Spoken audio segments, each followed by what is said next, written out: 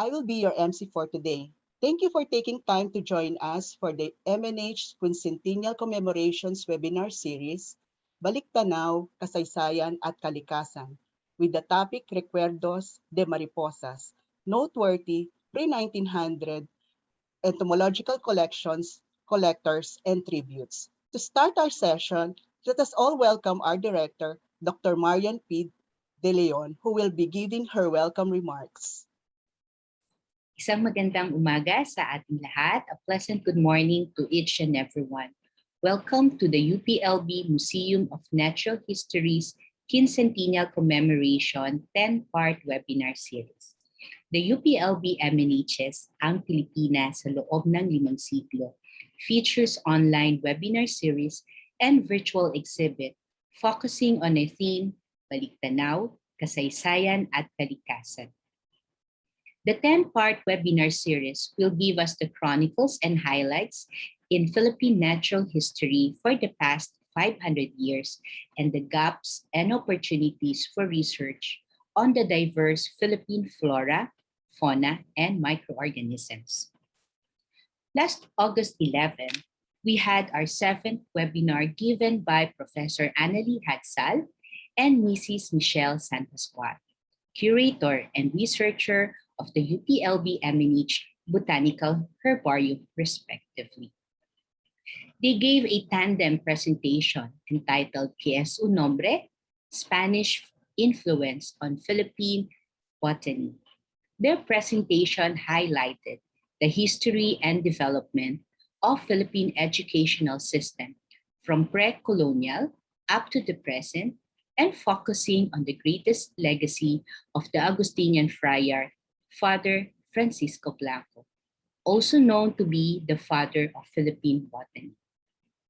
They expounded on what it is in the Spanish name of Philippine botanical species. It was also a display of Senora Annalie's prowess in singing and Senora's Michelle's remarkable storytelling.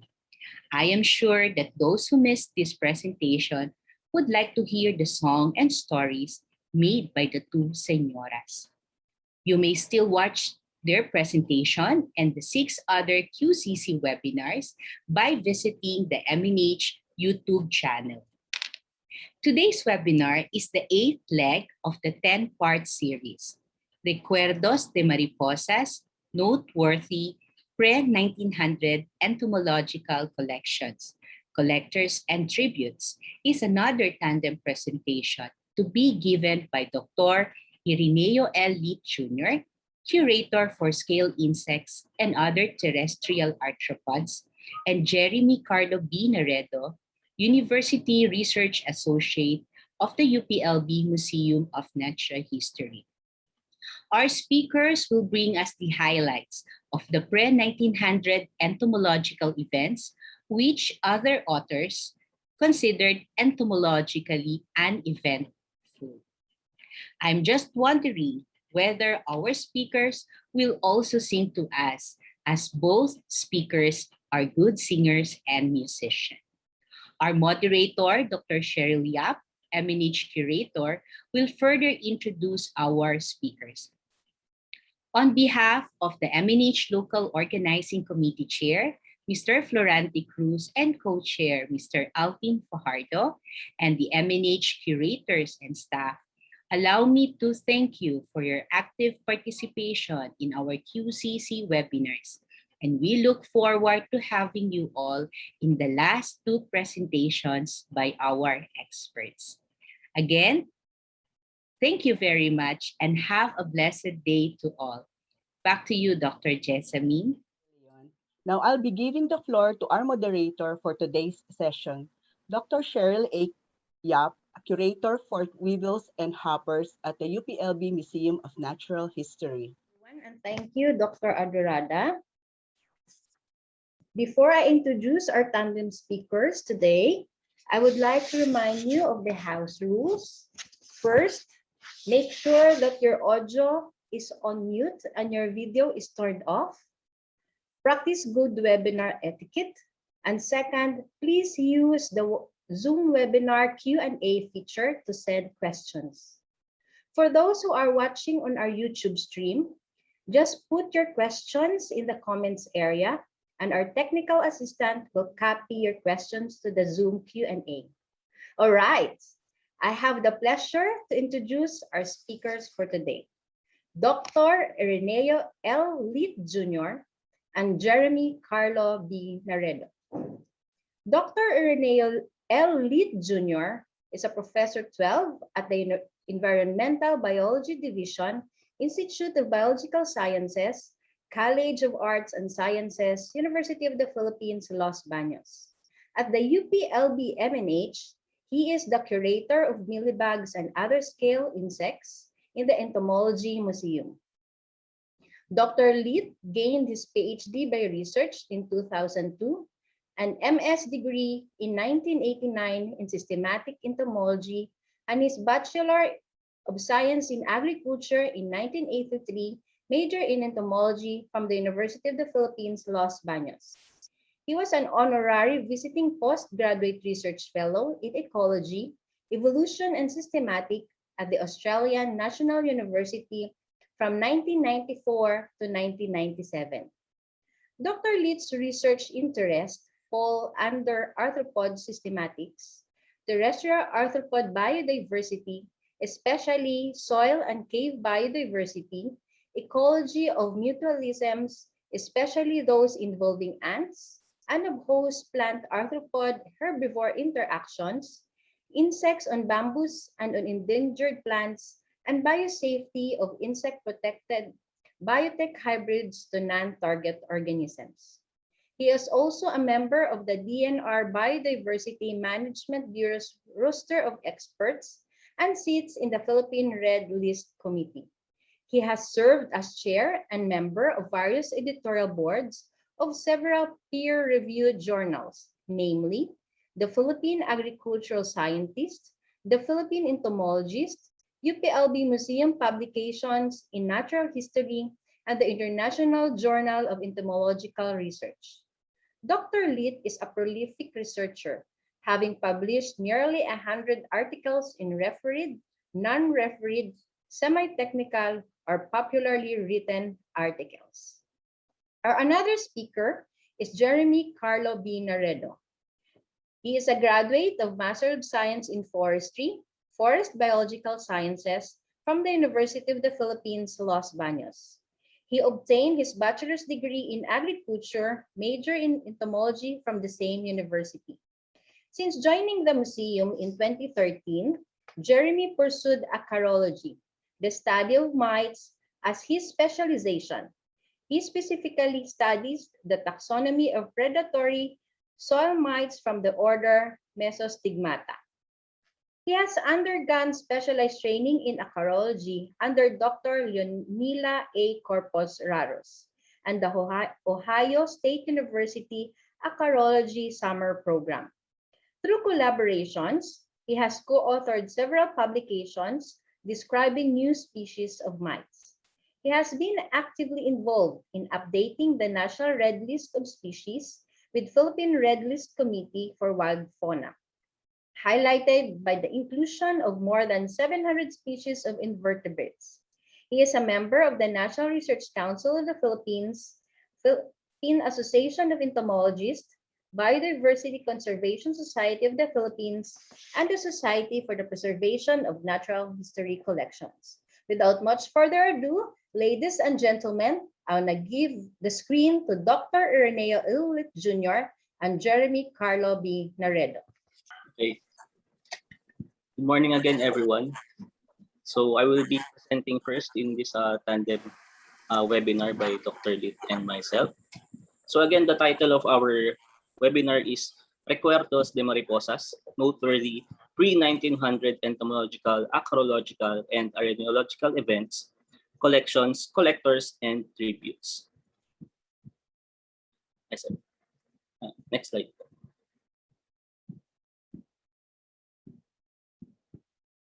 Okay, so this presentation is not only the work of Dr. Litt and myself. We are also joined by our co-authors, Dr.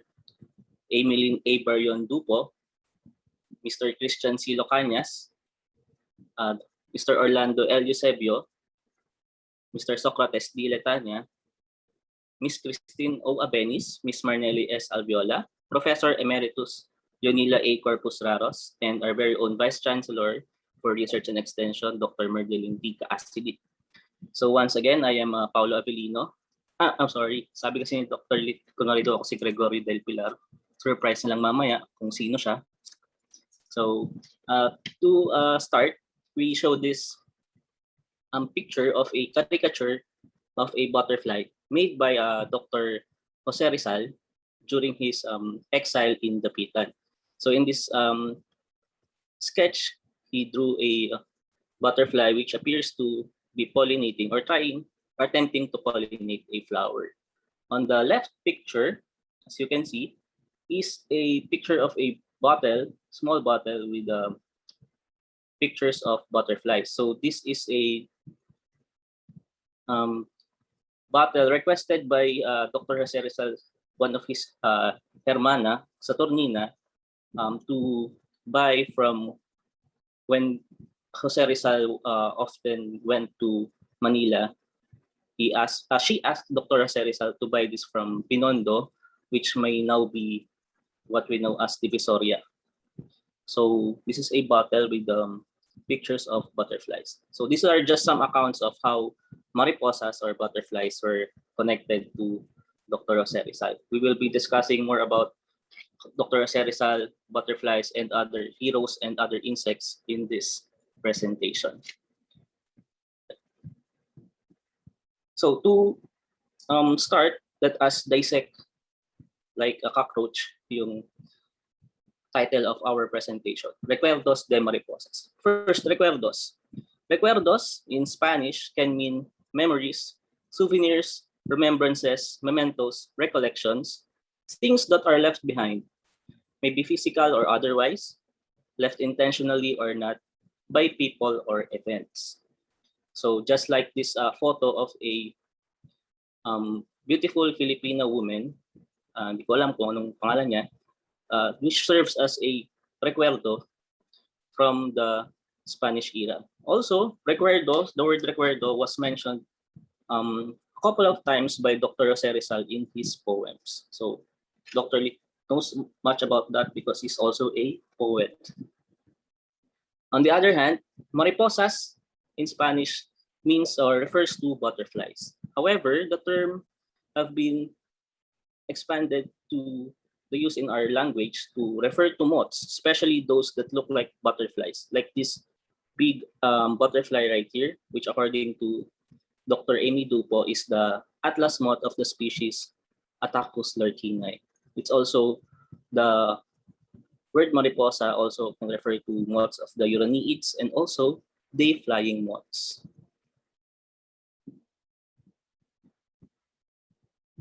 And also, as some moths look like wasps, there are mimics and also flies. The term is broadly related to all of the insects. And if we reckon that up to the early 1900s, all animals with jointed legs were grouped with the insects. So the arthropods in Linnaeus's Insecta de Eleras Articulados in the 10th edition of the Systema Naturae, you can see in this reprint in the picture, all arthropods the term insects was broadly related to all arthropods. Thus, the word mariposas used in our presentation today. Further, regarding the word recuerdos, we the authors also espouse a broader and holistic view of the word. For example, authors considered the period of before the 1900 as entomologically uneventful. But here in our paper, in our presentation, we review the events, but here point out undocumented impacts and consequences of the events that happened before the 1900s. So use an example in the picture of a event picturing what was life in the early 1800s or 1900s in the Philippines. So usually farming life. Hindi po yan yung si Mariang Banga sa UPLB at hindi rin yun yung kalabaw sa Carabao Park. Kidding aside. Okay, so We start from the Magellans to in 1521 to the 1800s for our lecture. So I will be discussing part A, 1521 to 1700, and Dr. Lit will be handling or sharing with you events from 1701 to 1800 and onwards. So first, in 1521, 500 years ago, almost all records of Philippine entomology date back to 1521, which was the Palawan leaf insects on Antonio Pigafetta's account. This is the first recognizable written record of a Philippine insect. So in Pigafetta's chronicles, he wrote about the leaf insects. In this island are also found certain trees, the leaves of which, when they fall, are animated and walk. They are like the leaves of the mulberry tree, but not so long. They have the leaf stalks short and pointed. This appeared to be the head of the leaf insect, and near the leaf stalk they have on each side 2 feet. If they are touched, they escape, but if crushed, they do not give out blood. I kept one for 9 days in a box. When I opened it, the leaf went around the box. I believe they live upon air. The island in which we were is called Palawan, which apparently this is the island of Palawan. So somewhere also in the accounts of Pigafetta, there is a mention of them, their expedition roaming around what is now Balabac and probably the southern part of Palawan. And related to this, recent studies of leaf insects yielded 3 species around those areas. So if the specimens collected by Pigafetta are still extant or still exist in the island, a close examination will reveal whether the 3 species is the same with or different from the 3 species we now know from the area. So the first candidate for the Pigafetta leaf insect is the Philium gantungense, described by Henneman et al. So this was collected from Mount Gantung in Brooks Point, Palawan. So you can see here the first 3 pictures ABC. This is the female of the leaf insect, and on letter D, that's the male. The male leaf insects are relatively slender and smaller than the females. So the next candidate is Philium palawanense, described in 2001. The type locality of this species was in Mount Matanglao on Port Barton, also in the southern part of Palawan in Rojas. So this is the female. And the last is and most recently described and discovered is the Philium saltone, described by Cumming and his colleagues. This was collected in Palawan, also in Balabec. That was in the label, but obviously that is Balabac Island. So also here, letter A is the female and B is the male, which may appear to be still immature. That is undeveloped wings. Okay. So those are the 3 candidates for the Pigafetta leaf insect. Moving over, so let's fast forward to 1568 when the Spanish already established their settlement in the Philippines. So 1568 started the establishment of the encomienda system in the country.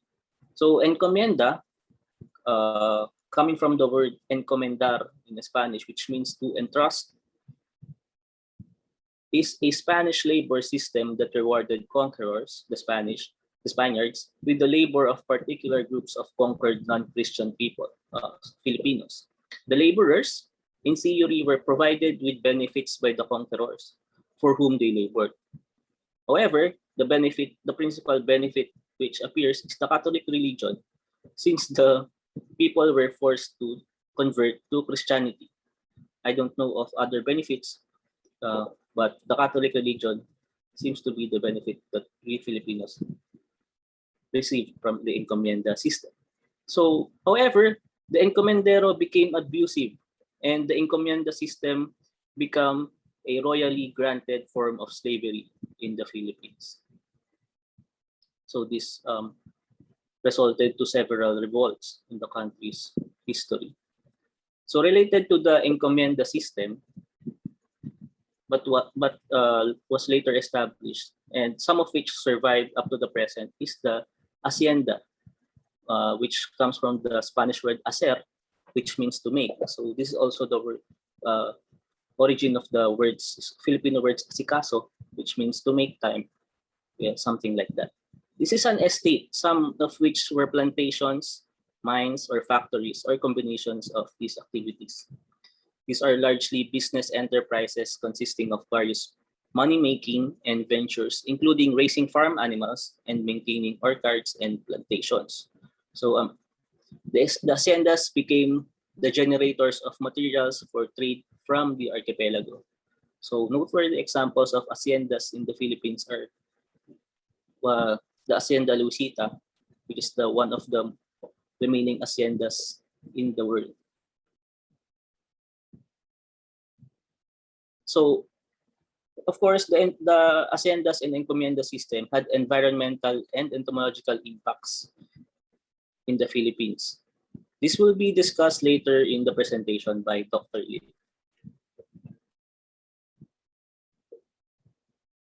So a year later, after the establishment of the encomiendas and the haciendas, in 1569, the earliest record of locust swarm was recorded in the Philippines. This happened in Panay Island. Other species of locusts are known, but we assume that the Philippine migratory locust, the Locusta migratoria manilensis, is the one involved in these swarms, as already periodic cycles of swarms of this species are well studied. So we can see here that in the two pictures that there are morphological differences from the solitary phase of the migratory locust and the gregarious or swarming phase. So as you can see, medyo more onto the brown color also, and the solitary phase, which is green, but there are also other morphological differences. There are also other species of locusts in the Philippines. One is the Melicodes tenebrosa and Valanga nigricornis, which had a recent swarming event in Panay Island. And the other locust species is Patanga succincta, which also had a swarming event in Mindanao. So on the right picture here are some very good pictures of Locusta migratoria swarms in the early 1900s. So this one in the top picture was captured in 1905, and the other one here below, which you can see some farmers or workers are trying to catch the locust swarms, was, I think, as I remember, captured in 1908. So because of the swarms,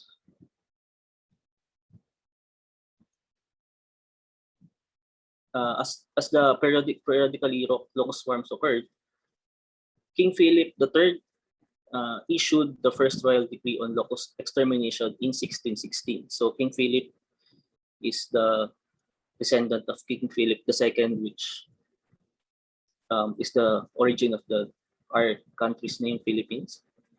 So he ordered a decree for the locust extermination. So in 1642, the decree further mandated a quota for gobernadorcillos and alcaldes mayores for locusts destroyed. So strict penalties were imposed for neglect or failure to comply to this decree, and some of the gobernadorcillos and alcaldes were stripped of their position. And there were also similar royal decrees or promulgations in 1774, 1819, 1858, 1866, and 1888. So we can infer that also locust swarms were observed in these years.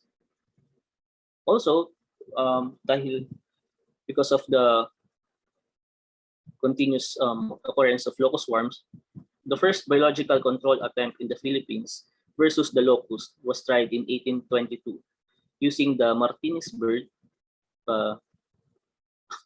Archidoceres cristatellus, by the Governor General Juan Antonio Martinez.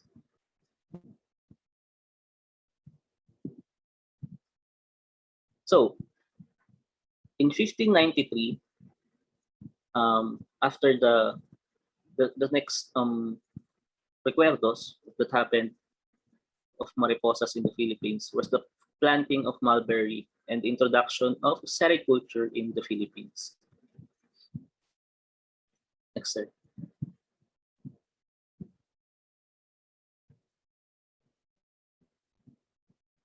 So yeah, as I mentioned, the first planting of the mulberry Morus alba and introduction of sericulture in the Philippines was done in 1593.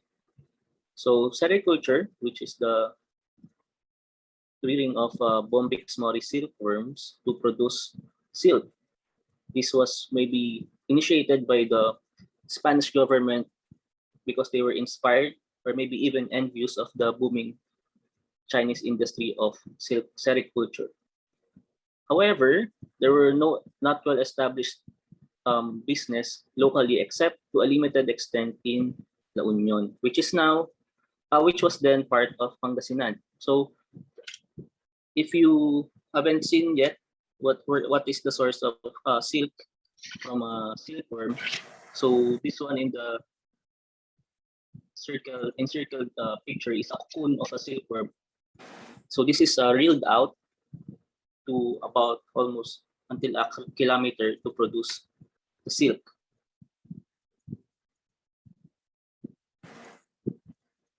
So that is my part of the presentation. I now hand you over to Dr. Lit. Thank you. Thank you, Jeboy. Thank you, sir. Buenos dias. Magandang umaga. I will continue what Jeboy started. And he mentioned already the first planting of mulberry and introduction of sericulture in 1593. And then again in 1780, there was the second attempt to introduce sericulture. And consequently also moriculture, which is the planting and care and maintenance of mulberry. Actually, there started to be reeling, yung paghahabi ng silk. And this actually many pictures that we used are taken from the file, a Lamy stock photo and other references. And then in 1781, halos kasabay ng second attempt to introduce sericulture was the period where where the Philippines witnessed increased agricultural production. And the encomiendas actually was abolished formally, but it persisted for the formal pronouncement of the Queen of Spain, because the Queen and the King were promoting Catholicism. They said the encomienda is against that concept. However, the encomenderos in the Philippines continued, and when they finally ended the encomienda system, actually the oppressive system continued with the continuation of the haciendas. By the way, in Spanish, it's always silent H, so it's not hacienda, it's hacienda. So haciendas became the physical base, medium, and channel to forward the interest of Spain, the Catholic Church, and the landlords. Later on, we will see why are we mentioning, why did Jeboy and I and the rest of us, our co-authors, why are you mentioning encomienda and hacienda? What's the connection to entomology? We will discuss this later. toward the end of the presentation. So take note that during that time, in Europe, Linnaeus already published his first edition in 1735 of Systema Naturae, and then the one that included insects and other animals, 10th edition in 1758. But in the Philippines, science was not a priority, or science education was not a priority of the Spaniards. It was mainly to have this encomienda and hacienda. So increased agricultural production, as I mentioned, haciendas became sources of export products that were carried by the Manila Galleon to Acapulco from 1565 to 1815, and later the heightened export economy. And examples that I will be discussing are there were many crops, but I will focus on 4. Coffee, which is an introduced crop. There are 4 species, or now regarded as 3. They were introduced as seeds, and then sugarcane, which had a pre-Hispanic introduction, which means it was introduced long before the Spanish colonizers arrived, but it became an industrial crop during the hacienda period. Abaca, or Manila hemp, is a native plant, and the demand for it heightened during the Spanish period, and further heightened after the Spanish period. Of course, wood or high-quality timber, which relied mainly on native endemic forest and mainly endemic forest trees, was also the main export during that time. So we will discuss these crops, these 4, and then later the environmental entomological implications. So environmental entomology is the study of the effects of human activities on entomological resources and entomological activities. Now let's start with my favorite, kape. Nagkakape ba kayo dyan? Nawala pala yung aking kape dito. Kapeng Barako, which is from my hometown, Lipa City. I will quote from the history of Lipa, published in the celebration of Lipa's anniversary some years ago. It says, the cultivation of coffee was introduced during the term of office of Don Galo de los Reyes as Gobernadorcillo of Lipa. An Augustinian missionary brought the seeds of Liberica species from Mexico. So Liberica is what we call Barako. There are other coffee species and varieties like Arabica, Robusta, but for some reason, the Liberica was the one produced in Lipa and the rest of Batangas, and it became the most loved flavor of coffee. So the coffee industry flourished and made Lipa the richest municipality in the entire archipelago. So imagine, dahil lang sa kape, naging once upon a time pinakamayamang bayan ang Lipa. The annual municipal income surged to a high of 4 million pesos. So that's already something during that time. And that income prompted the Queen Regent Maria Cristina of Spain, acting for the young King Alfonso XIII, to elevate Lipa into a villa. Villa is a special rank of a municipality during that time, probably equivalent to a city. That was on October 21, 1887. To continue, yan yung kape natin na mabango, yun yung berries niya, and then ito yung pag naisangag na, roasted. So in the same year, December 13, Villa de Lipa was authorized to use the coat of arms. And they even invited our national hero to grace the occasion. Probably Dr. Jose Rizal was in 1888 was already well known. And he dedicated a poem, Himno al Trabajo, in the industry of the Lipeños. So that was the picture of the main road in Lipa during that time, which ngayon pag nakita niyo yan, 6 lanes na yata yung kalsada. Pero it's essentially the same, nandun pa rin yung cathedral na yun. So for about 6 months, around 1886 to 1888, Lipa became the world's sole supplier of coffee beans. Paano nangyari yon? Medyo nagkasakit yung nagkaroon ng virus disease which was vectored by an insect.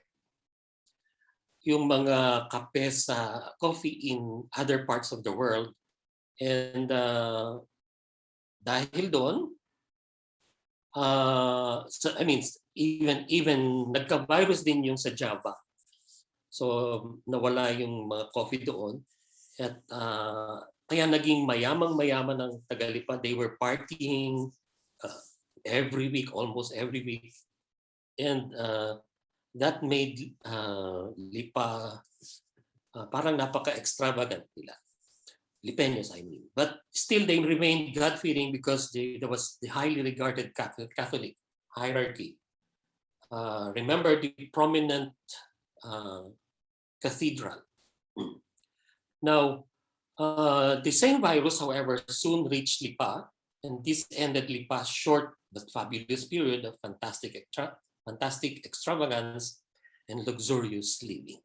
So that means naging source ng kape. So it was a big industry then. The next is sugarcane and the azucareras. Azucareras is from the Spanish azúcar, which is also sugar. So when Magellan arrived in the Philippines in 1521, the cultivation of sugarcane was widespread already in many islands, but of course, mga small backyard farms. During that time, the extraction of the juice from the cane was done in a primitive manner. And however, upon the arrival of the Spaniards, other improvements came later, mainly through indigenous innovation or by the influence of Chinese migrants. They included paggamit ng kalabaw, stone cylinders, clay, iron cauldron. So, the arrival of the Spaniards in 1572 connected, siyempre dumami din sila because the city was made the capital, Manila was made the capital of the archipelago, and that resulted in the shortage of rice, sugar, and other foodstuff. So Chinese traders, always sensitive to commercial trends, began importing these items to remedy the shortages. Take note of that. So meron na palang ganong tendency ang mga traders. Pag nagka-shortage, import ka agad. Now, meanwhile, sugarcane was planted widely in Bulacan, Pampanga, and Laguna. And sugar was so much in demand that large areas like a valley between two mountains in Pangasinan was devoted entirely to sugarcane. And then also in the Visayas, nagkaroon din ng mga wide areas of plantations in Negros and Panay. This is from an old picture in Nasugbu, Batangas, Central Azucarera. And in the 1750s, enough sugar was produced locally to enable exportation. Before that, bawal mag-export ng sugar, dapat for local consumption. But there was enough sugar to meet local needs, and there existed a foreign market, so Philippines started exporting sugar to China and other Asian countries by 1755. So exporter talaga. Okay, so going forward, yan. Medyo I'm managing my time. That's why please understand I'm going fast for these periods. Fast forward, the port of Manila gradually opened this in 1785. At first, only Asian goods in Asian ships could be brought in. But 4 years later, upon the petition of the Royal Company, a royal decree legally opened Manila to non-Asian shipping. And by 1796, there was already the sugar trade between the Philippines and the US. Remember that the US started 1776. So the opening of the port of Manila triggered progress in Philippine trade in other countries. So dami. Sabi ko nga, hindi lang naman itong 4 na produkto ang aking dinidiscuss, but there were also indigo, rum, spices, animal hides. But planting, the export potential induced farmers to take better care of their fields. So that's a picture of a sugar estate house in Negros Island. I don't know if that's still existing. And there were smaller sugarcane farms in Batangas, Bulacan, Pampanga. Eventually, the larger planters bought estates in Calatagan, Lian, and Cebu, and established a mill, which is now known as Central Azucarera de Don Pedro in Cebu, Batangas. So they employed consultants and engineers, and then some of those engineers migrated to Panay to further the industry of sugar industry in the Visayas. So take note that Coca-Cola was established in 1886, and it needed sources of good sugar. Now, the Philippine Revolution of 1896 did not significantly affect industries, according to historians.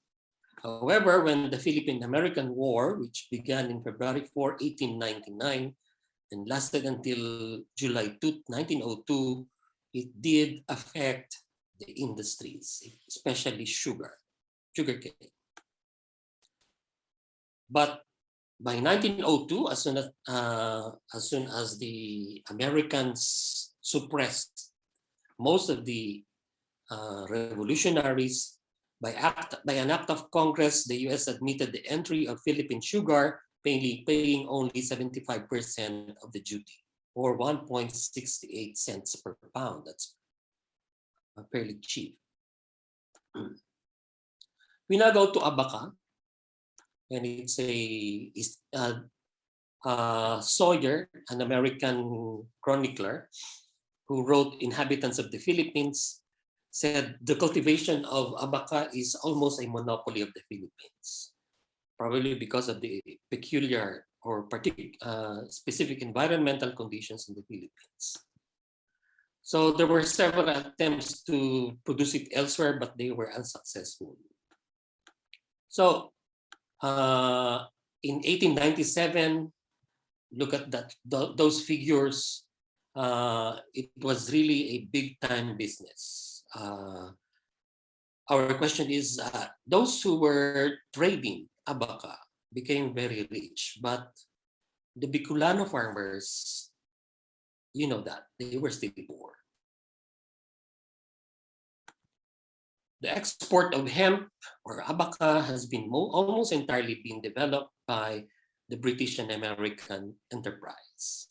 That's again from Sawyer, The Inhabitants of the Philippines.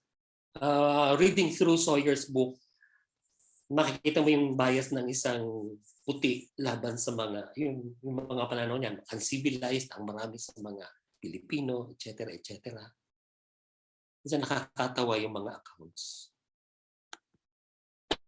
Again, alam nating lahat, maraming matitibay na kahoy, magagandang kahoy sa Pilipinas, and during the 333 years that the Spaniards have held the Philippines, the forests of Luzon mainly have supplied enormous quantities of the finest timber for building houses, churches, convents, bridges, warships, lighters, and canoes, including no care has ever been taken to replant. This is again from Sawyer, 1990. To replant, and the consequence is that when he was writing in 1900, long logs of many kinds, most wanted, are not obtainable. So sabi niya, yun yung unang massive deforestation sa Pilipinas, lalo na sa Luzon.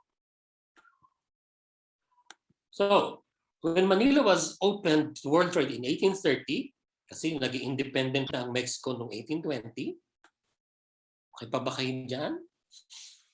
Medyo nagre-recount ako, no?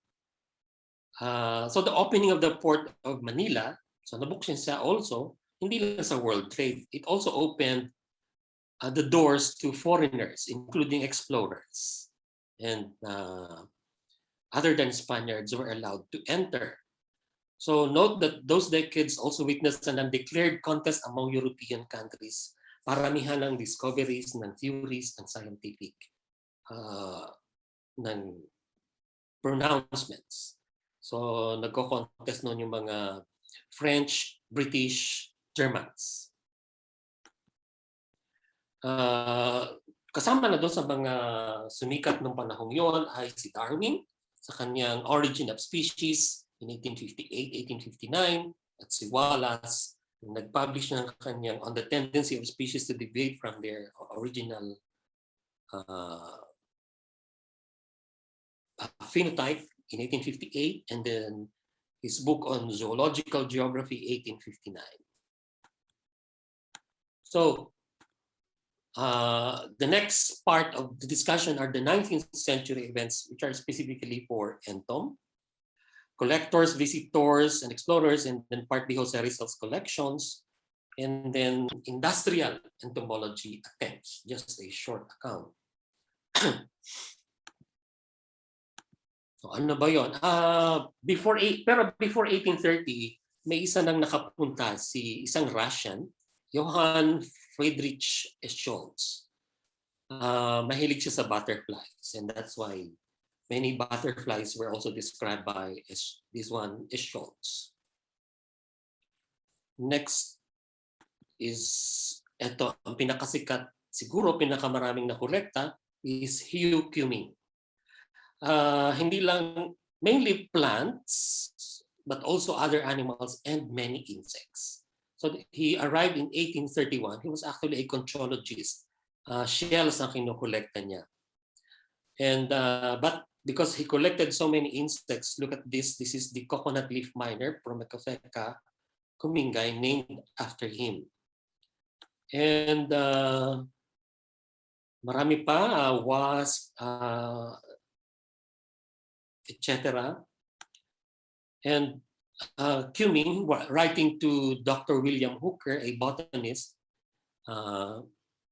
where he take note of this account. I am living and well in a perfect paradise, having collected on this estate that is in Palawan, Laguna, alone 500 species of plants. In 6 weeks, innumerable species of insects, shells, and reptiles. So, collector's paradise yung Palawan, Laguna. And actually, we wrote a short paper together. This is a joint paper article in Tagalog with Konsehal Nelson Idol Cosico, kapatid po ni parang Edison Cosico. So, yung sinulat po namin, ang bayan ng Palawan ay nakalimbag na sa kasaysayan ng agham buhay. So, sa second paragraph, unang pinasyalan ng Palawan, kaugnay ng Malaspina Expedition. Tapos, tingnan niyo itong bandang huli, yung susunod na slide, ang kauna-unahang malinaw na ngalap at nag-aral ng mga halaman at ilang hayop at insekto sa Makiling at Palawan ay isang taga-Inglaterra na nagngangalang Hugh Cumming. Si Cumming ay isang naturalist o siyentistang nag-aaral ng mga iba-ibang bagay tungkol sa kalikasan, hayop, halaman at iba pa. kasama siyang kasama siya sa, meron siyang sariling barko, ang tawag ay Discoverer. And then may local host siya na ang pangalan ay Martens, isang Dutch na trader. At dito nga sa account niya, marami talagang within just a short stay in Palawan, ang daming nakolekta. Probably many of them will be new species, including, for example, those that have been named after him. Many of our favorite plants like Hoya Kumingian was named after him. His insect collections were from other places also aside from Palawan. So marami din siyang mga tauhan, marami din siyang nagbisita. And up to Zambales, some places in the Visayas mainly.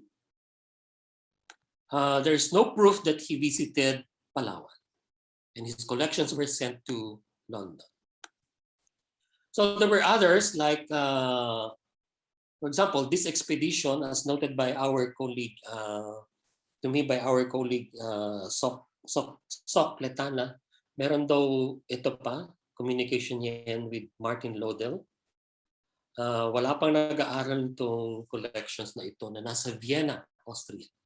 Novara expedition, which was in 1857 to 1859. Yung Diptera naman, marami. Schreiner, 1868. So many others, and these are names that you will see later. Anyway, we will furnish the slides. I just want to go faster. Ostensaken is one name in Diptera. And then Bayer in the Philippine Coleoptera. Staudinger for Lepidoptera from Palawan. And so many others like this one. This is the first cockroach from the Philippines. Ergaula carunculicia. Now, among many orthopteroid orders, which are now Plasmatodea, Blattodea, etc., Carl Stahl stands out also, having described so many species. But he started his Philippine studies studies of Philippine insects, 1877. For termites, there was pwede pala yung mga untitled articles noon, no? 1878, 1879. Now, kay Jose Rizal na tayo. Ito muna. Sahin natin yung sulat. Yung nabanggit ni Jeboy kanina yung souvenir. Hindi ko agad kasi nakita itong sulat ni Ate Saturnina niya. Huwag mong kalimutan ang tambol at ang paru-parong ibinibenta sa eskolta. So yun po yun. Yung mga paru-parong nakalagay sa bote. So napansin niyo yung querido hermano, hindi po yan katulad ng mga querida. Querido means dear or minamahal. Naging iba na lang kasi yung connotation ng querida. Pero querido in Spanish or querida, the feminine just means dear. So some of Rizal's in Makiling, the Pitan, and then his correspondence with Napoleon Kyle. Let's see. So Mount Makiling. Siguro una, teenager pa lang siya, umaakit na siya, malapit yung sa bahay nila. Pinakamalapit siyempre yung sa bandang doon sa may what we call now Puting Lupa. But take note that yung kuya niya, si Pasiano, ay may malalawak na lupain, including what we now call Barangay Mainit. But during that time, Barrio Mainit was the entire Los Baños area. And it included what is called then Los Baños de Aguas Santas, or the baths of the holy waters. It's the remaining Los Baños, the hot spring pool is still in Bayan, Los Baños, Laguna. And here he based on This is based on the book of Dr. Fadul, The Butterflies That Rizal Chased, Collected, and Studied. So look at that painting, which is based on the story of Jose Rizal. So sabi, nagpunta siya sa mainit, sa barangay mainit, sa baryo mainit, at namamasyal siya doon sa may ilog, at nakita niya may babae, maganda, mga teenager pa sigurong babae. Pinapakinggan niya, pero nakita niya may kasama palang lola. So usapan daw nung lola at nung babae, lola, alas 10 na po ba? Sagot nung lola doon sa tinanong, siguro Minang, maggugo ka na at na makauwi na tayo. Sabi daw ni Minang, sandali lang lola, huhulihin ko muna itong paru-paro. E di, huli nga si Minang, kaya lang hindi nahuli.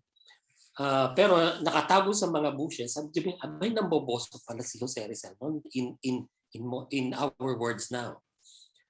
But dahil muntik mahuli kasi nadapa yata si Minang at yun na, nakaisip agad ng sagot. Nagkataon naman na nahuli ni Jose Rizal yung ni Pepe, yung paru-paro. So, binigay niya yung dalawa. Sabi niya, hindi kasing ganda nung hinahabol mo yung aking nahuli, pero pasensya ka na, ito. So, sabi nung, ibinigay niya doon kay Minang. Sabi ni Minang, gracias. She replied, ngunit tila bihasa ka yata sa paghuli ng paru-paro. Sagot daw ni Rizal, ito, senyorita, ang aking kagalingan ay nakasalalay sa pagnanais kong mapalapit sa iyo. O napakabolero ng ba? Ni Jose Rizal pala no. So, pero ngayon, ano yung butterfly na yon? Yan yon, yung pag-aaral, it's Hypolimnas bolina, itong lumilipad na ito sa painting. So, yun yung isa sa mga kwento ng pagiging playboy ba ni Jose Rizal, pagsisimula. From mainit, let's now go to Dapitan. Siyempre marami, pero fast forward, Dapitan, doon community education, community organizing in our modern language. But he also collected and taught his students to collect. And this is just part of the long list. Lista de las mariposas recogidos por Rizal in Dapitan. Na pinadala niya kay Dr. Adolfo Mayer on October 26. Look at those, many different species. So Mayer also introduced Jose Rizal to another prominent entomologist na nagkita sila noon sa Europe, and it was Dr. Napoleon M. Kyle. This was a reply by, marami silang nagsusulatan. And take note of this letter from Prague, which was then part of Bohemia, now Czech Republic. Translated into English na itong letter.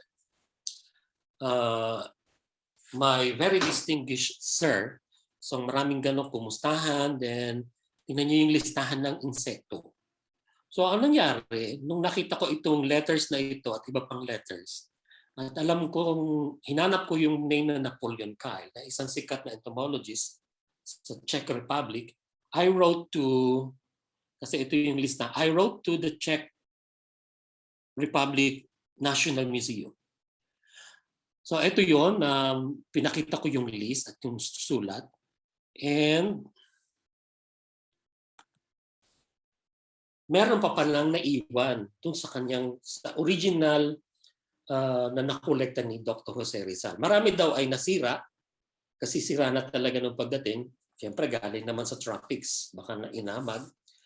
So this is the remaining specimen of Papilio didalus that Dr. Jose Rizal collected in Dapitan and sent to Dr. Kyle. This was photographed, and thank you to Mr. Jan Šumpič of Czech National Museum Department of Entomology. So imagine, buo pa yung Papilio Daedalus, ang label pa lang ay Philippine or Philippines. So mukhang marami pang dapat kalugarin sa buong Europa, yung mga pinagpadalhan ng ating pambansang bayan.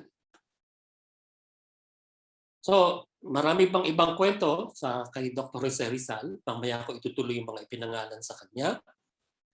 But for the part of, from the point of view of entomologists, there were also attempts to establish insect-based industries. Sericulture, we have already mentioned that. Mention na namin ni Jeboy. We haven't mentioned yet that there was an attempt there were 2 attempts to establish the culture of cochineal insect in 1826 and again in 1861, but both were not successful. Cochineal is a similar to a mealybug, but the color that it produces is deep red. It's used for dyeing, pang-dye ng clothes and other material.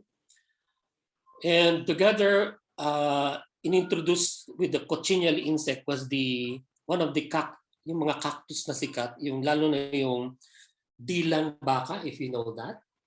So that was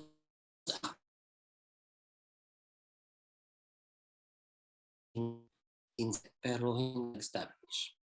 The third is Apic, and luckily Ma'am Amy got this reference by Morse.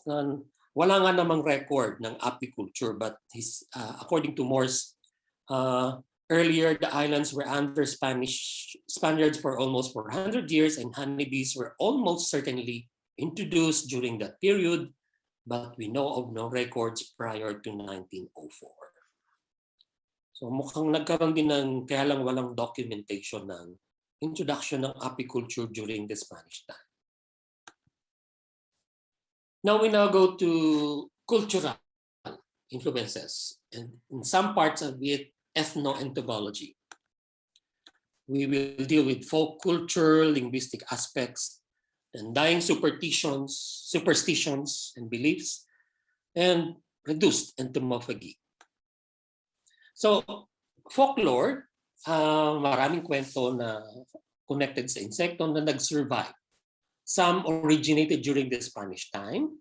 Some were passed on from our Indo-Malayan ancestors, like alamat ng alitap-tap, yung kay Jose Rizal na sikat, ang ilawan at ang gamo-gamo, or the moth and the flame and the moth.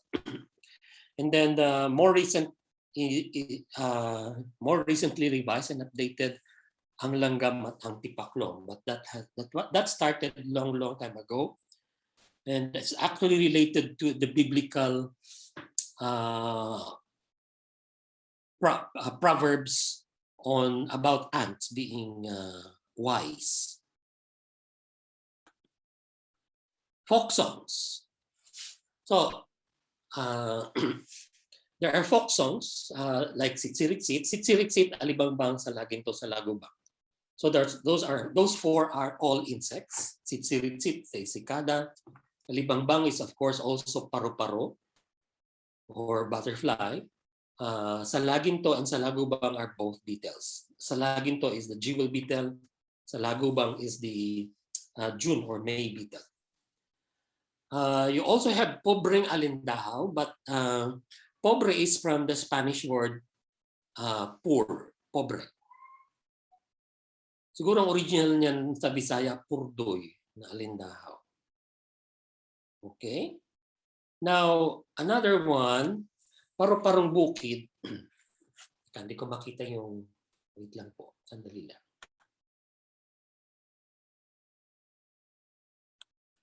Paru-parong bukid is one of our favorite folk songs, but it's actually a poor translation of the original Mariposa Bella, which was written in Spanish in the 1890s. So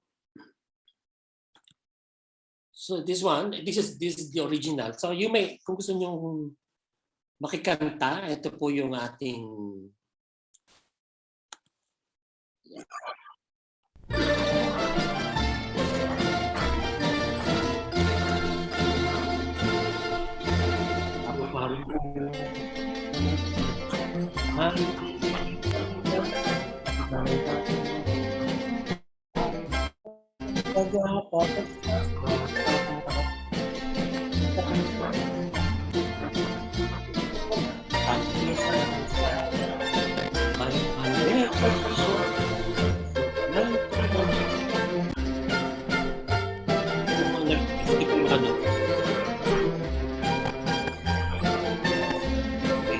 yan yung stock ko naman.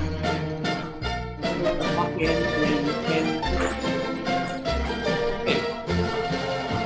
So,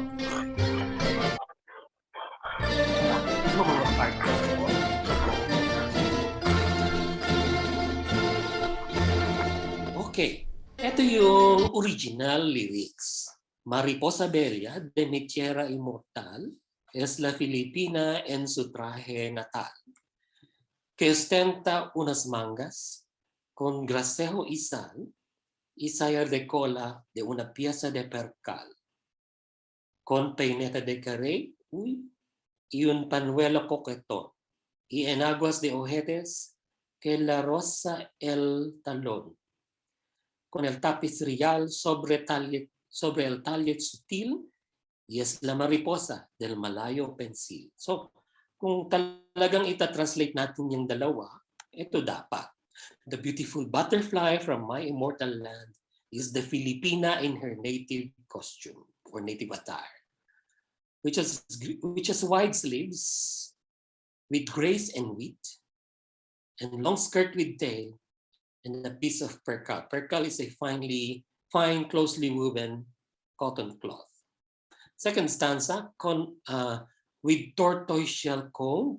So yan yung peineta, yung actually hindi talaga siya pang supply, kundi dekorasyon sa ulo. And a coquettish scarf kerchief, an eyelet petticoat that brushes her heel with real pencil on the subtle waistline. And it's the butterfly from the Malay picturesque landscape. So let's listen to the original Spanish.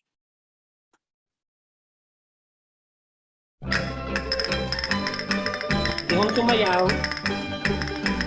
Mariposa bella de mi tierra inmortal es la Filipina.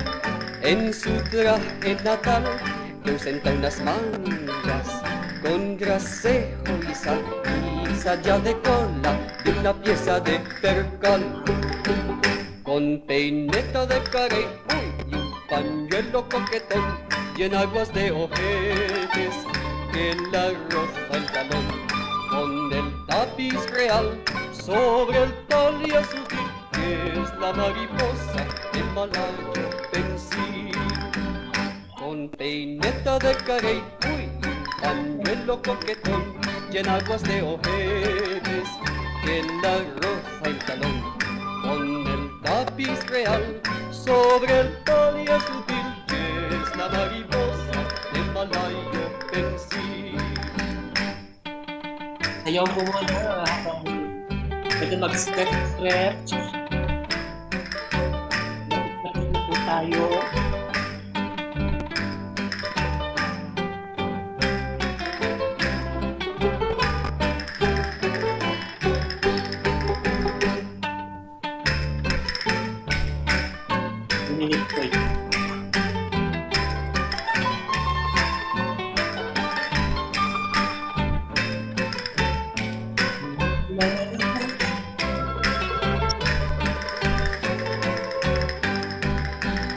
Mariposa bella de mi tierra inmortal es la Filipina.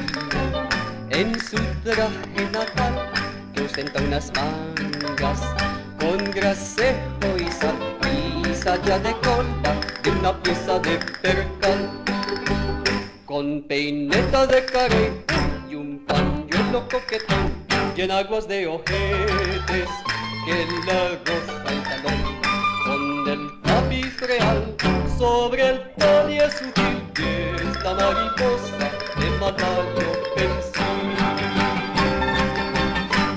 Okay, salamat po. So, dahil kumanta po ako, magkokolekta po tayo.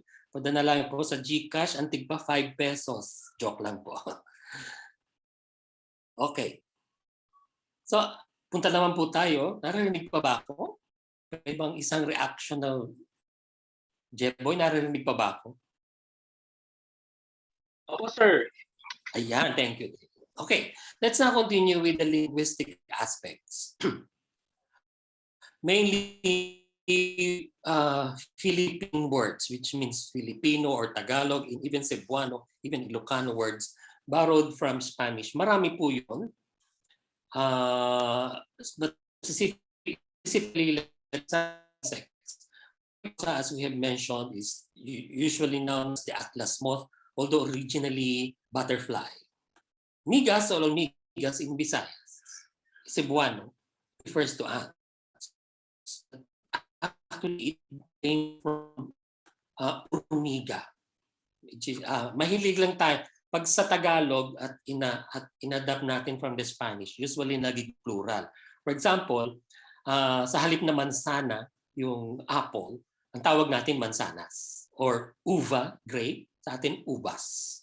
Okay. The other one, baka in baka-bakahan is to refer to the cotton stainer, is from the Spanish vaca or cow. And then, yan, plural na naman, pulgas, which is actually from the Spanish pulga or flea. So, pag ginawa mong pulgas sa Spanish, pulgas, plural na yon. Pero sa atin, singular or plural, may S, pulgas. Garrapata, it's the tick. Garrapata, double R. Take note that in Spanish, double R, double L are separate, considered separate letters. So it's garrapata. Cucaracha, yung ipis, but actually only the bigger cockroaches from cucaracha or cockroach. Actually yung sa Zamboanga area hanggang Sulu area ng mga yung kinakain sa dagat kasi mukhang ipis na malaki, yung cucaracha na masarap. Eh ganon dito sa cucaracha din. Mosquitero is the mosquito net, but it's an adaptation of the mosquitero in Spanish. Caja, which I use in teaching morphology in Filipino. So di ba ulo, kaha, tiyan, or head, thorax, abdomen. So that is from caja or box. Singular of, but actually sometimes a smaller one is cajon. Same, cajon or box. In describing social cast of social insects like in soldier or worker, we use reina, sundalo, or obrero in Tagalog. But they came from Spanish reina, soldado, or soldado, and obrero. Caballo in musong caballo, which is the plant hopper, actually describing the frontal area of the plant hopper, kaya mukhang kabayo, ay from caballo, horse. So there are many others, and hopefully we can expand the list when we eventually, our group will try to publish this. And then, so yung isa pa is the undying superstitions and beliefs of Indo-Malayan origin. So, eto, sino naka-experience maghinguto, yung nagkukutuhan, yan po. Oh. So, kutuhan mo ako, kutuhan ko yung isa, ganyan. And this is actually for widely practiced in Southeast Asia, and sometimes while sitting on the steps of a ladder, and in some cases, a unggoy or a pet macaque may be involved.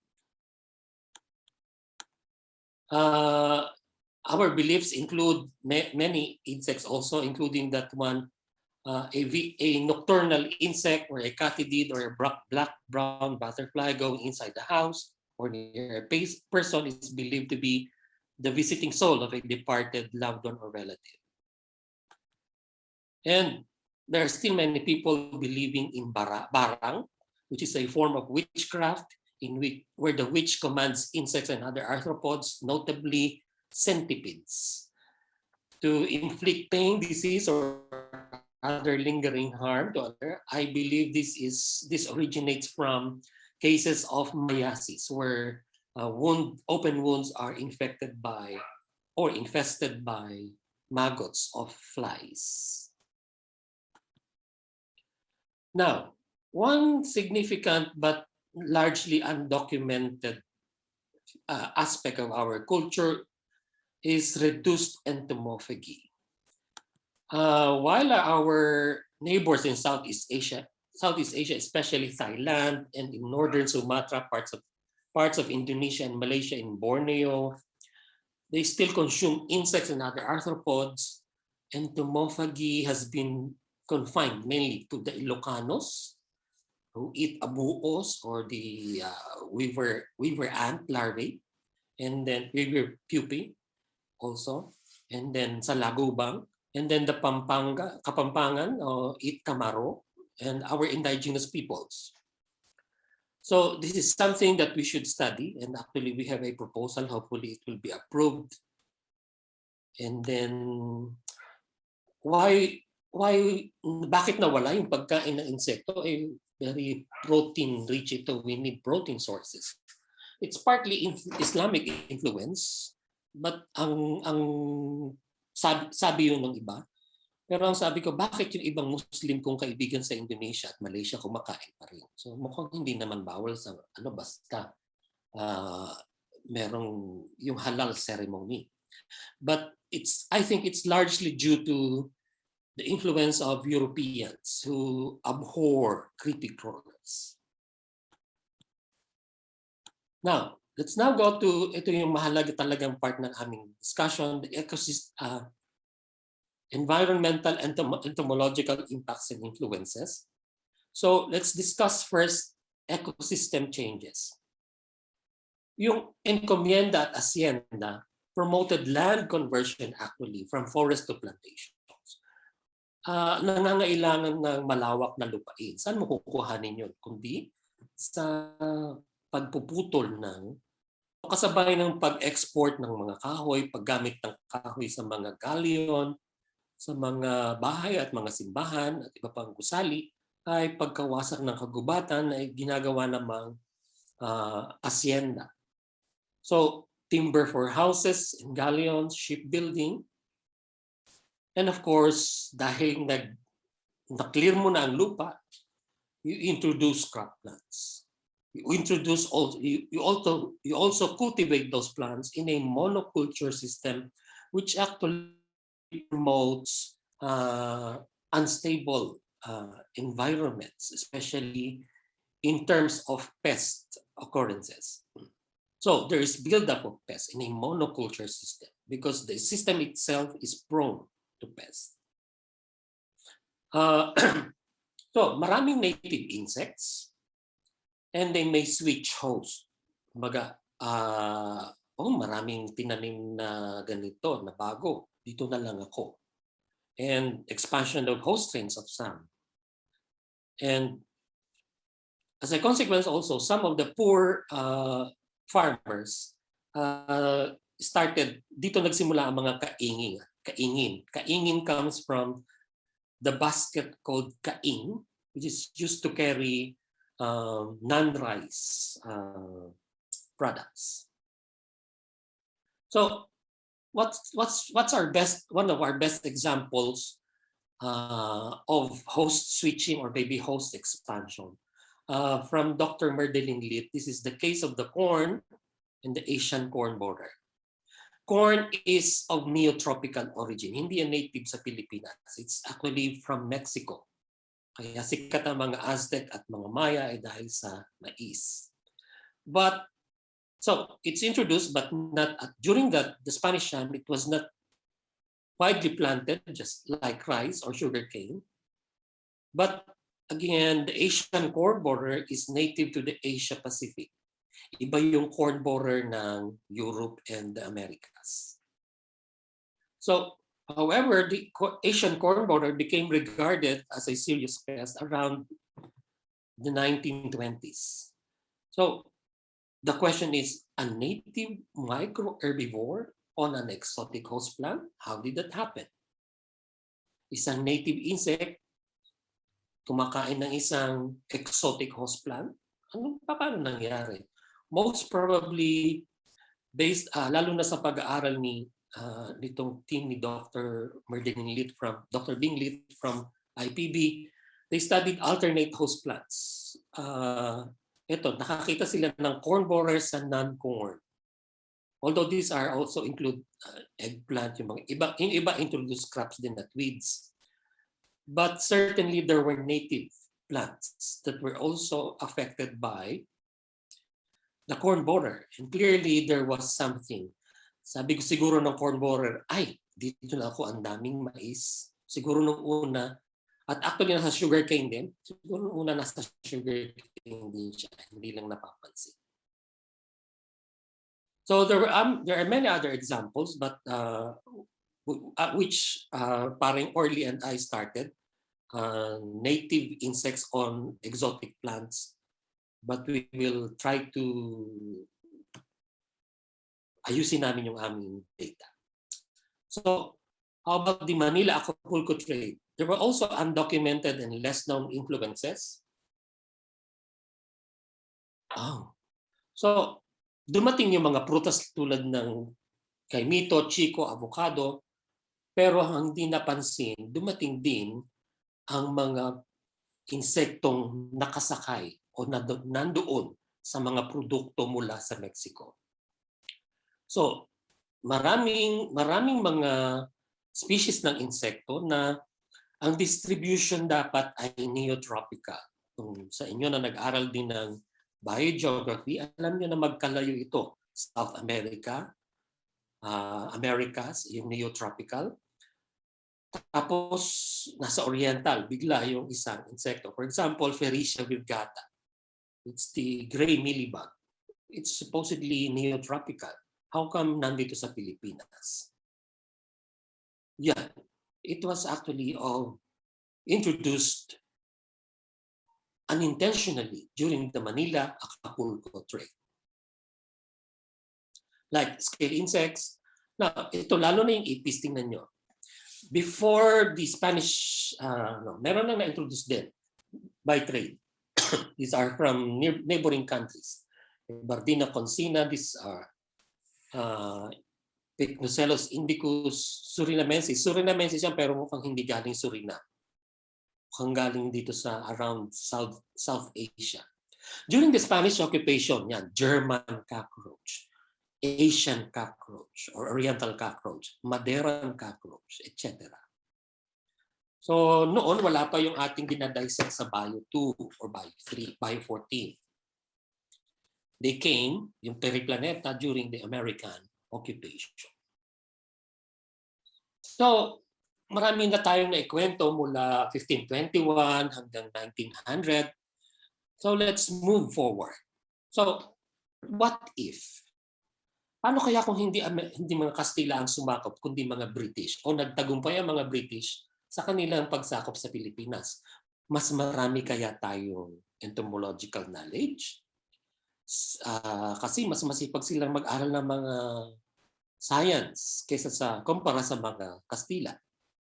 Or ano kaya kung si Wallace ay nakaabot hanggang Mindanao man lang? Kasi si Wallace hanggang Sulawesi lang at Borneo. Hindi siya nakatawid hanggang Pilipinas. Baka mas napabuti yung kanyang Wallace line at iba pang findings. So, ang laging tanong, our question is, why foreign occupations and domination? Christianization ang sabi ng mga Kastila, mainly Catholic Christianity. Then the Americans bannered civilizing the uncivilized. I mentioned to you an example, Sawyer's book, The Inhabitants of the Philippines. And the Japanese, as you know, they promised co-prosperity or greater co-prosperity sphere. Now, history tells us that all of these acts of foreign domination target only access to sources of raw materials and capturing markets. Everything is a question of resources, all within what we call the political ecology of natural resources. During the last decades, toward the end of the Spanish period, we also saw heroes and heroines. And they continue to serve as inspirations, not only in the eponymic scientific names of arthropods like, for example, Apogonia rizali, Hogna rizali, and other insects named after Dr. Jose Rizal, Pardosan mabinii, and Tripteroides mabinii, named after Apollinario Mabini, Pardosa sakayi, after Macario Sakay, although this is now a synonym of another species, but still it honors Macario Sakay. Erigoni malvari, from General Miguel Malvar. Sakay and Malvar started as katipuneros, but they persisted their fights, their struggles, even during the American period, even during the Philippine-American War. Benonia Gabrieli, after Gabriela Silang. Hogna Bonifacio, Filium Bonifacio, and Farnacia Magdiwang, after the revolutionary hero Andres Bonifacio.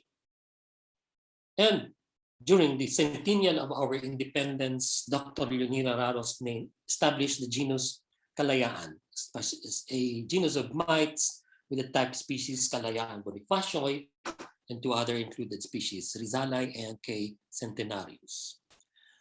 So those heroines also inspired us in finding our way forward by liberating our people towards scientific literacy, including promotion of knowledge of entomological and other biodiversity resources, and empowering our youth with what science and scientific endeavors can deliver for them in our country. There are pictures. Ito hindi masyadong sikat si Macario Sakay at saka si General Miguel Malvar. Let me end this presentation by a quote from our national hero. Kailanman hindi ako natakot sa mga mananakop.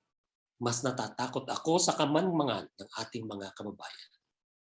I think that's very true even up to the present. At sabi nga ni Apollinario Mabini, a nation will perish not of evil men, but with good men doing nothing. And so that therefore, we really need to promote literacy, especially science literacy, and action, doing what we can do for our country and people. So on behalf of my co-authors, not only Jeboy, but Ma'am Amy Dupo, Christian, Orly, Sok, Tin, Nelay, Ma'am Yuning, and of course, Bing, our Vice Chancellor. Muchas gracias. Thank you very much. Maraming salamat po. Thank you very much, Dr. Lit and Mr. Naredo, for that wonderful and very informative talk. Diba? Marami tayong natutunan. Hindi lang sa, lalo na sa history. Diba? From the amazement, na-amuse si Pigafetta for the leaf insects, from pamimeste ng locust. They tried also to establish a livelihood for sericulture in our country. Sa interest ni Jose Rizal for insects. Then also for the attempt of insect-based industry in ating bansa. At lalo na, entomological and cultural influences sa ating bansa. Meron bang sumayaw o kumanta ng pinatugtog ni Sir yung paru-parong bukid? Diba, sa kanyang slides, na-review din tayo sa mga Spanish words. O di kaya meron bang bumisitang itim na paru-paro o katidid habang nagle-lecture si Sir, nagbibigay ng presentation si Sir at si Jeboy? Sino kaya sa inyo ang nakakain na ng insekto? Oh. Diba? Masarap. Actually, ang salagubang masarap isaw-saw sa suka, lalo na pag crispy at yung kamaro, masarap yon. Masarap ipulutan. And also, Dr. Leach shared about the ecosystem changes brought by from the mula pa ng Spanish times dahil for this basically for due to agriculture. So dahil doon nagkakaroon ng host plant switching, maraming introduced mga species na ilagay sa ating bansa. Okay, so with all that, sir, and to all the co-authors, Dr. Leet and Mr. Naredo, and to their co-authors, congratulations for a splendid presentation. So we have to continue to promote science, sabi nga ni sir, especially sir, entomology. So entomology ay isa ding nagiging ano ba sir, extinct na science lalo na sa ating bansa. Sana marami pang mahikaya to take entomology. And to show our gratitude, I present you with this electronic certificate of recognition signed by our director, Marian P. De Leon. So let us all give Dr. Leet and Jeboy a virtual round or applause. So again, thank you. So let us now have our open forum. Please use the Q&A feature to send in your questions. Meron na bang pumasok? Ayun, meron. From Dr. Lourdes Cardenas. Natuwa na ako sa tugtog. Tama ba the butterfly? Question mark. Sleeves ng saya from that song or earlier pa? Or later from the written song? Hello?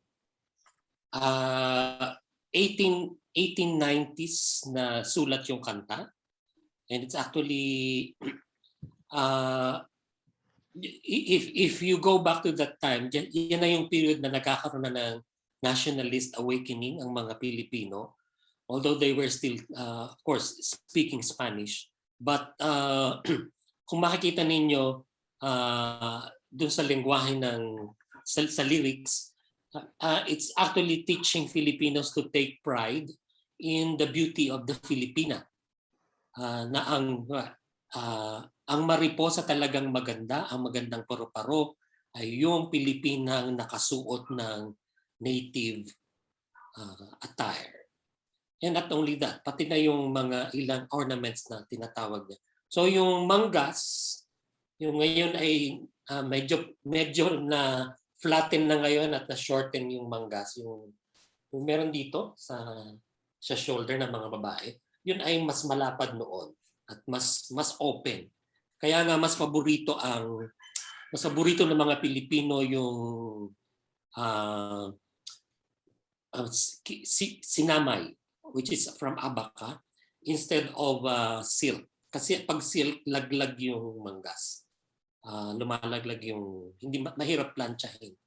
So yun po, the costume reflects the butterfly, but at the same time the language promotes appreciation of the Filipino beauty and the Filipino national. Thank you, Sir Jun. So for those who are watching via YouTube Live, leave your questions in the comments box and our technical assistant will copy it to Zoom. So we'll try to answer as many questions as possible given the time allotted. So another question from Dr. Juan Carlos Gonzalez said, awesome. Was gonna ask which species were discovered by Father Camille and brought to BMNH by Petiver. Nado sa isang listahan, di ko alam, pero meron. So hindi ko nakita, hindi ko dala yung listahan dito sa tabi ko. So, Sir JC, sasagutin ka na lang ni Sir sa messenger o sa text. Po-forward niya sa iyo yung sagot. Meron pa bang katanungan?